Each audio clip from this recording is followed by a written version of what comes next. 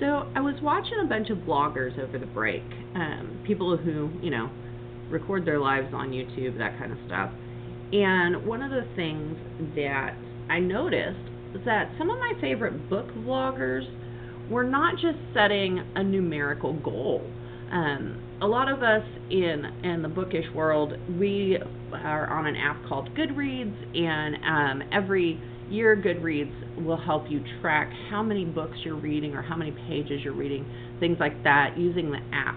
They've loaded in all sorts of books, and you just click on it and you say that you've read it, and it'll say, you've read X number of books or X number of pages. It does a cute little summary for you.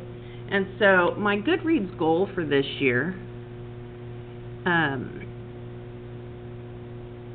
is 60 books. Now, I've had this goal for 3 years now. Basically, what I've done over the years is I've kind of inched it up. I started out at like 25 books, and I've been inching it up and inching it up. But, when you set a goal, you try not to set it too far. So one year I hit like 50 some odd books, and I was like, well, it's time to move to the 60. So I moved it to the 60, and the following year I was in the 40s. The next year I was in the 40s. This past year I was in the 40s. I was 47. But I didn't want to inch back down to the 50 number just because, 47 is pretty close to 50. So I'm going to keep that 60 goal in mind and try to get there because, well, this is all about growth and kind of making things happen that I want to see happen in my reading life. The reading life is invaluable. And so I was watching these vloggers talk, and yes, they all talked about the quantity of books that they wanted to read. But then they would keep going on this discussion, and they go longer and longer and longer about things that had nothing to do with that magic 60 number, that had everything to do with their reading life and kind of what they wanted out of their reading experiences, what types of things they wanted to experience in reading, things they wanted to know more about, that kind of stuff. And so I thought about it, and I said, okay, so what questions are they really asking themselves, and how could this apply to me as a reader? How can I kind of put that 60 as a goal, but really focus on my personal reading life? I could read 60 books, but if I hate them all, what's the purpose, right? And so I kind of thought about this question: how did I grow as a reader in 2020? And when I thought about how I grew as a reader in 2020, it was actually kind of skimpy. There wasn't a lot of growth. I mean, how did I grow as a reader? Well, I did read more books.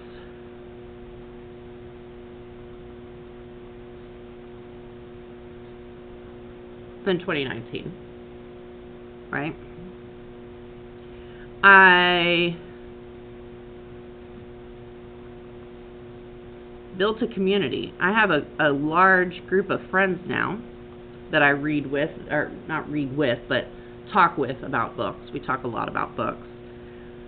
Some other things that I did as a reader, I kind of held myself accountable. And what I mean by that is sometimes I would be like, I've been sitting on this book for a long time. I haven't really made a lot of progress in it. I'm reading a page here and a page there. I got to get this done, get it out of here. So I would set myself little micro goals. Okay, this weekend I'm going to read 3 chapters, or today I'm going to read, 6 chapters, or whatever. Set little micro goals. But there were things as I was thinking that I went, ooh, I didn't do so well at that. One of the things that I really wanted to do better at, and I have yet to do, is to read graphic novels and comic books. This has been on my goal list for a while because I'm so trained to reading novels that when I'm reading graphic novels and comic books, I forget that the pictures tell the story, and I just read the dialogue. I just read what's in those little speech bubbles and thought bubbles. And I need to train myself to slow down on these books and really look at those images and kind of consider what's going on in the images. If I don't, it's like I've got a regular novel and all I'm reading are the things in quotation marks. And so I need to practice this. I need to grow about it. The other thing, when I was kind of thinking about this, is a couple of years ago, I wanted to make a big effort to read more nonfiction. And I let that go to the wayside. So I want to change. I want to read more nonfiction. I love nonfiction. I love reading about history and people and things like that. But I really let that go. I didn't do as well with it over the last couple of years. And so I spent some time kind of going through and reflecting all of this and thinking about it and trying to decide, but well, then what? Right? If these are things I can celebrate, yeah, I did great at, but these are things I want to do better. Now what? And so what do I plan to do differently? Well, I need to be specific about it, right? And so I put, in regards to this graphic novel and comic book, right? I said, I will read a graphic novel with focus on the images for storytelling.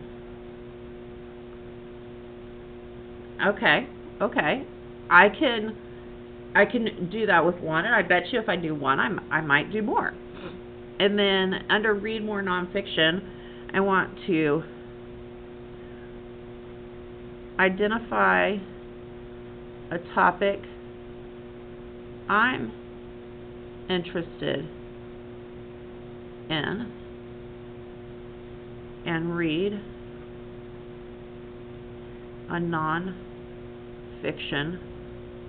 book about it.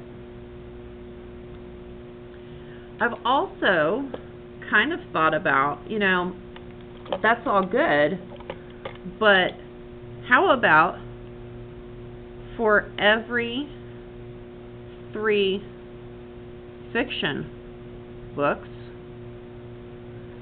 I read 1 nonfiction book. I could add that in there. One of the other things that I thought about I wanted to change was I want to have more balance between my middle grade reads and my YA reads.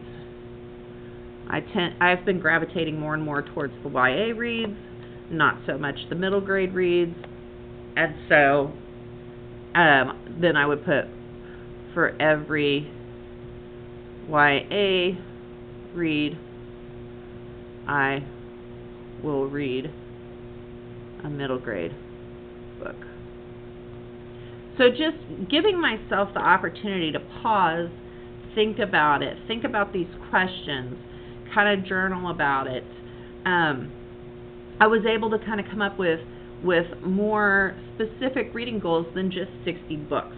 Reading 60 books is a great goal, but I wasn't being successful in it. and two, I wasn't growing as a reader in it. And so these bloggers really have taught me to pause and think about what I want out of my reading instead of just the quantity of reading. And so hopefully seeing me kind of map this out will help you kind of think about what you want to do as a reader, where you want to grow.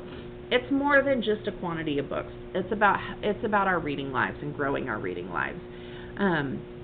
It's about it, really reflecting on what do you want to do with this. So I'm going to encourage you to think about your reading life, think about how you want to grow as a reader, and it kind of what you want to do.